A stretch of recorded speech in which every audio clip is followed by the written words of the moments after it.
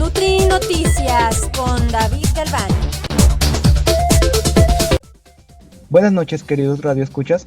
Su servidor David Alfonso Galván Rico al habla, y esta noche vamos a hablar sobre un tema muy interesante, que es la inseguridad alimentaria. Un tema bastante importante y ahora cada vez más recurrente. Y para esto vamos a hablar de una noticia publicada por El Economista con el titular Pan y tortillas, lo único que no ha faltado en la mesa de los mexicanos durante la pandemia del coronavirus. Y cito: en medio de la crisis sanitaria por el COVID-19, el consumo de la carne cayó, pero la tortilla y el pan se colocaron como los reyes en la mesa de los mexicanos, reflejo de la disminución en los ingresos y desempleo que obligó la pandemia, reveló el Instituto Nacional de Salud Pública. Para esta edición le cedo la palabra a María Teresa Magdaleno Muñoz. Gracias, David, y buenas noches, compañeros y Radio Escucha. Bueno, en la noticia podemos conocer la opinión del director general del Instituto Nacional de Salud Pública, el cual comenta muy acertadamente que se debe reducir el consumo de carnes rojas y la ingesta de calorías por bebidas. Sin embargo, la noticia habla sobre que en los hogares no ha faltado ni la tortilla ni el pan, pero no se menciona qué pasa con los demás grupos alimentarios, ni qué se está haciendo al respecto para evitar que falten. Y bueno, tenemos que según la norma oficial mexicana, la NOM 043 para los servicios básicos de salud, promoción y educación para la salud en materia alimentaria, que es la guía alimentaria para todos los mexicanos, se debe de consumir alimentos de diferentes grupos, como las verduras, frutas, cereales, tubérculos y leguminosas, y alimentos de origen animal. Y es precisamente esto lo que genera la inseguridad alimentaria. Es bueno que las personas tengan algo, lo que sea, para poder comer, y es mejor obviamente a que no tengan nada para alimentarse. Pero lo correcto o lo adecuado es que todas las familias mexicanas tengan acceso a todos los grupos alimentarios, y no solo a uno de ellos. Y considerando el tiempo que lleva la cuarentena, lo más probable es que muchas familias mexicanas tengan necesidades en lo económico, que a su vez generan necesidades en la alimentación, y es de preocuparnos, que genera la actual situación. La desnutrición en algunos sectores y sobrepeso y obesidad en muchos otros, donde la alimentación no es adecuada. Bueno, y con esto finalizo.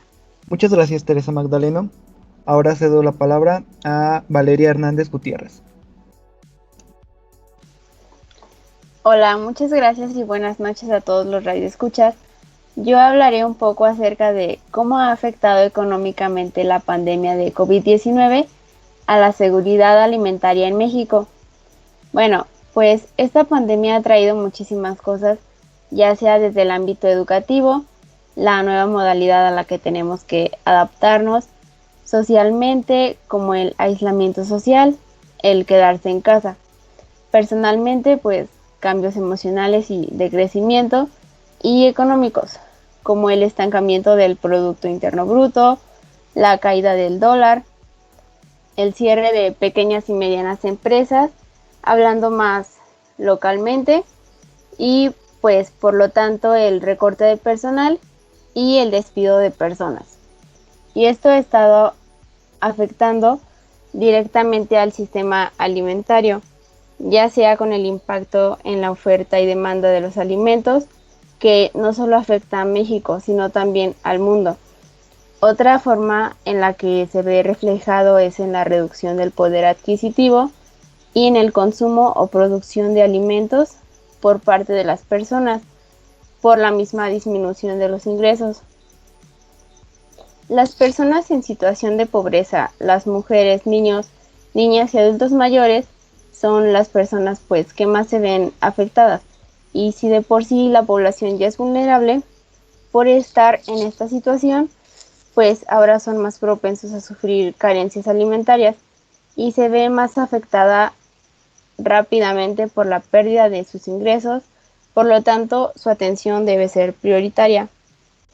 La UNICEF ha confirmado que en situaciones de emergencia y crisis económicas existe una mayor inseguridad alimentaria entre las poblaciones vulnerables, como esta.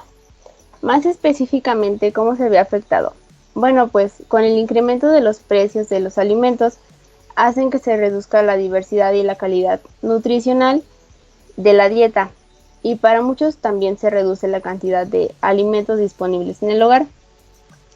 Gracias a esto, los grupos vulnerables de población se ven obligados a modificar rotundamente su alimentación, aumentando el consumo de alimentos ricos en energía, en azúcar y en grasas, que son de baja calidad nutricional, que a su vez son ampliamente disponibles, tienen una vida útil más larga y frecuentemente son de un costo más bajo. Por otro lado, se disminuyó el consumo de alimentos frescos, como alimentos de origen animal, verduras y frutas, que en algunos casos son más costosos. Y bueno, aquí es donde se requiere el de la participación y la contribución del gobierno y de la Secretaría de Salud, donde debería de intervenir con diversas estrategias para garantizar el acceso a los alimentos a aquellas personas que vieron interrumpida su adquisición alimentaria para mejorar su seguridad y evitar todas estas deficiencias. Y por último, existen pues muchos alimentos que son de bajo costo y tienen un gran aporte nutrimental, como son el pan, las tortillas, el arroz o los frijoles, las frutas y verduras de temporada o la carne, algunas carnes que son baratas como las menudencias y tienen mucho aporte nutrimental. Esto evitaría que la población se quede sin deficiencias o que pasen sus requerimientos nutrimentales, dando cabida a enfermedades como son la desnutrición, el sobrepeso y la obesidad. Y bueno, pues es todo de mi parte y muchas gracias. Valeria Hernández. Ahora le cedo la palabra a Omar Zúñiga Gómez. Muy buenas noches, Radio Escuchas. Efectivamente, como nos mencionaron, no ha faltado el pan ni la tortilla en el plato del mexicano, y precisamente por lo mismo, los pocos nutrimentos que estos ofrecen podrían llevar a una mala nutrición. Debido a esto, el Instituto Nacional de Salud Pública, el Grupo Intersectorial de Salud, Alimentación, Medio Ambiente y Competitividad, (CISAMAG), la Organización de las Naciones Unidas y Alimentación y la Agricultura (FAO), junto con la OMS y la UNICEF, publicaron el 22 de julio un documento llamado Prevención de la Mala Nutrición en las Niñas, Niños y Adolescentes en México ante la pandemia del COVID-19. Como actualmente México carece de un programa nacional consolidado y recursos presupuestales para la prevención de una mala nutrición, esto ha hecho que este país, con grandes desigualdades durante mucho tiempo, hace que el 55% de sus hogares presenten un grado de inseguridad alimentaria. Y en el documento abarcan ciertos temas como el de crear un fondo presupuestal de emergencia para la protección de la nutrición de los grupos más vulnerables, como crear un programa de asistencia social alimentaria para garantizar la cobertura de todas las mujeres embarazadas y madres en periodos de lactancia, como asegurar el consumo de alimentos de origen animal y suplementación de micronutrientes en dado caso. También fortalecer la continuidad de los servicios de salud materno-infantil durante y después de la pandemia. Cómo intensificar los programas y servicios para proteger y apoyar una alimentación infantil. También utilizar los patrones de beneficiarios de programas disponibles para atender a los niños y las niñas vulnerables en esta pandemia. Cómo realizar ciertos cambios en las estrategias de comportamiento para la prevención de la mala nutrición con un contexto enfocado exclusivamente en el COVID y la disminución de los mismos alimentos y bebidas que se hacen ultraprocesados. También proveer el consumo de verduras, frutas, leguminosas y agua potable, facilitando su acceso. Y finalmente, mejorar y facilitar las prácticas de higiene y consumo. Gracias a esto, el efecto de la pandemia podría ser más atenuado y su afección con la nutrición del mexicano y la economía de las familias. Y estas mismas organizaciones reconocen los esfuerzos y las acciones que ha tomado el gobierno de México para enfrentar la situación ante la pandemia. Y con esto termino. Muchísimas gracias, Omar Zúñiga. Ahora contamos con la participación de Teresa Moreno Hernández. Muchísimas gracias, David, y buenas noches. Hablemos de un conflicto social que ocurrió el pasado 19 de julio, sobre el abasto de agua de la presa de La Boquilla en Estados Unidos y Tamaulipas. Evidentemente, esto causa un impacto en la agricultura y consecuentemente en la alimentación del mexicano. Al extraer esta agua de la presa de La Boquilla, se están quitando la principal materia prima de los agricultores en Chihuahua, haciendo que ésta disminuya la producción de alimentos del grupo de frutas y verduras. Es importante, como mencionan anteriormente mis compañeros, que se consuman más de los grupos del plato del bien comer, que los mexicanos sean conscientes de su alimentación, pero ¿acaso lo es todo? Si bien es importante que los mexicanos sepan cómo alimentarse de manera adecuada, es de igual importancia abastecer de agua a los estados en sequía, que según menciona el Centro Nacional de Prevención de Desastres, las sequías pueden presentarse en cualquier tiempo y lugar. Sin embargo, existen áreas específicas en México con mayor susceptibilidad al fenómeno, determinadas básicamente por su localización geográfica. Estadísticamente, los estados del país que más lo padecen son Durango, Chihuahua y Coahuila. En segundo orden, Nuevo León, Zacatecas, San Luis Potosí, Aguascalientes y Guanajuato. Este conflicto empieza en diciembre de 2019, cuando Tamaulipas enfrenta un problema grave de sequía, lo que ocasiona que se busquen medidas para abastecer este estado, ya que según la institución, que depende de la Secretaría de Agricultura, Ganadería, Desarrollo Rural, Pesca y Alimentación, Zagarpa, es uno de los estados más productores de la agricultura en el país, ocupando el número 9.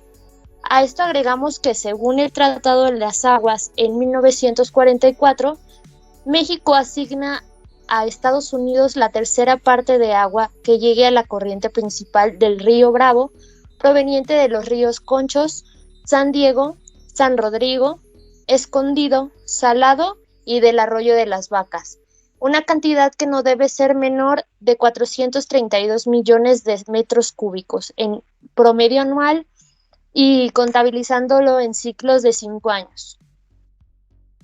Esto nos hace tener que extremar medidas y esto se debe al comportamiento de los agricultores del estado de Chihuahua. Debido a que el campo mexicano se ubica entre las 12 economías con mayor producción agrícola en el mundo, actividad que se emplea a 5.5 millones de habitantes que generan 514,000 millones de pesos al año en productos agrícolas, según datos del Servicio de Información Agroalimentaria y Pesquera. Y no solo esto, David. México exporta alimentos de este sector, no todos los alimentos son distribuidos a México. Y bueno, ¿qué vamos a hacer al respecto? Me pregunto yo y cientos de mexicanos ante la inseguridad alimenticia y económica a la que nos enfrentamos. De mi parte sería todo. Muchas gracias. Muchísimas gracias, Teresa Moreno. Por último, y para finalizar este programa, voy a comentar sobre una noticia reciente. Según el periódico digital mexicano La Jornada, a fecha de realizada esta emisión, 1 de octubre del 2020, ya se están estableciendo estrategias para mitigar los efectos del SARS-CoV-2 que ha generado sobre las industrias productoras, establece el titular de la Secretaría de Agricultura y Desarrollo Rural, Víctor Villalobos Arámbula, y cito: en México se manejan los protocolos sanitarios para proteger a los jornaleros y empleados a fin de que no contraigan el virus de SARS-CoV-2. Sin lugar a dudas, esto es una muy buena noticia, que se estén tomando en cuenta las medidas necesarias para que los medios de producción puedan seguir funcionando. Sin embargo, ahora cabe preguntarnos qué estrategias se pueden seguir para que la propia alimentación de los mexicanos mejore, pues este problema existía desde antes del inicio de la cuarentena y representa uno de los problemas más importantes de morbilidad en nuestro país. Y ahora en esta nueva situación donde la actividad física se vio disminuida drásticamente, si bien un joven o un niño hacían escaso deporte y no hacían alguna otra actividad, pues yo en lo personal dudo que en este momento empezaran a hacerlo. Y menciona el tema de la falta de la actividad física junto a la inseguridad alimentaria, pues ambas dos pueden ser los pilares que formen una generación de personas que no sepan priorizar sobre su salud. Bueno, esto sería todo por esta noche. Les agradezco muchísimo a los participantes de esta sesión y les agradezco a nuestros radioescuchas. Muchísimas gracias y muy buenas noches.